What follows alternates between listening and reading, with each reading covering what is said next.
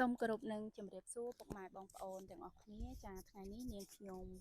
មកពី MSC Property សូមមកណែនាំនៅដីដាក់លក់មួយកន្លែងចាដីគឺថាជាដីប្រភេទដែលសាងសង់អគារចាដូចជាអូតែលប៊ូទីកសន្តាគារឬក៏អាផាតមិនផ្សេងហើយដីមួយកន្លែងនេះពិតជាល្អមែនទែនពុកម៉ែបងប្អូនដោយសារដីមួយកន្លែងនេះគឺស្ថិតនៅលើផ្លូវបេតុងនិងក្បែរទៅនឹង Pub Street ពុកម៉ែបងប្អូនចាចម្ងាយត្រឹមតែ1គីឡូជាងតែប៉ុណ្ណោះពី Pub Street ហើយនឹងគៀកទៅនឹងផ្លូវក្រវ៉ាត់ក្រុងទី1តែម្ដងចាហើយសម្រាប់ដីនេះដែរគឺមានទំហំក្បាលដី58ម៉ែត្រចាទទឹង58ម៉ែត្រជម្រៅ90ម៉ែត្រដែលនៅក្នុងប្លង់រឹងគឺមានផ្ទៃក្រឡា5119ម៉ែត្រការ៉េចាហើយដីនេះដែរក៏មានការចាក់ខ្ពស់ស្រាប់តែម្ដងពុកម៉ែបងប្អូនទិញរួចចាក់ដីថែមបន្តិចបន្តួចទៀតគឺថាស្អាតតែម្ដងចាហើយសម្រាប់ដីនេះតម្លៃល្អមែនតែនពុកម៉ែបងប្អូនពីមុនដាក់លក់តម្លៃ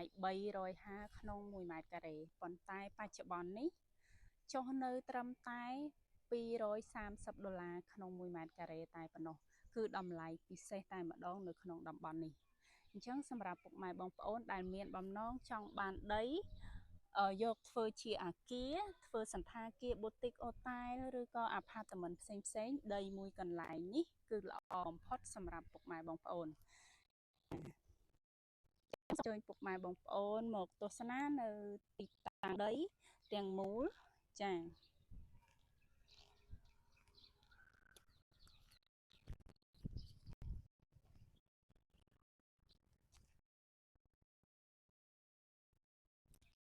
ឥឡូវនេះគឺនាងខ្ញុំមកដល់នៅក្នុងទីតាំងដីចាហើយទីតាំងដីមួយកន្លែងនេះដូចដែលបងប្អូនបានទស្សនានៅក្នុងវីដេអូនេះស្រាប់អញ្ចឹងឃើញថាស្អាតពុកម៉ែបងប្អូនចាហើយគិតទៅនឹងក្រុងនិយាយរួមនៅក្នុងក្រុងតែម្ដងហើយតំបន់នេះដែរគឺជាតំបន់ដែលសម្បូរទៅដោយប៊ូទីកសន្តាគារអូតែលអាផាតមិនផ្សេងចាឬក៏បងប្អូនអាចធ្វើជាប្រភេទផ្ទះវិឡាអីផ្សេងភូមិគ្រឹះអីក៏ល្អដែរពុកម៉ែបងប្អូនចាសម្រាប់ពុកម៉ែបងប្អូនដែលមានចំណាប់អារម្មណ៍ចង់បានទ្រព្យចាចង់ទិញអចលនទ្រព្យដែលស្ថិតនៅក្នុងក្រុងសៀមរាបសូមទំនាក់ទំនងមក MSC Property សៀមរាបយើងខ្ញុំ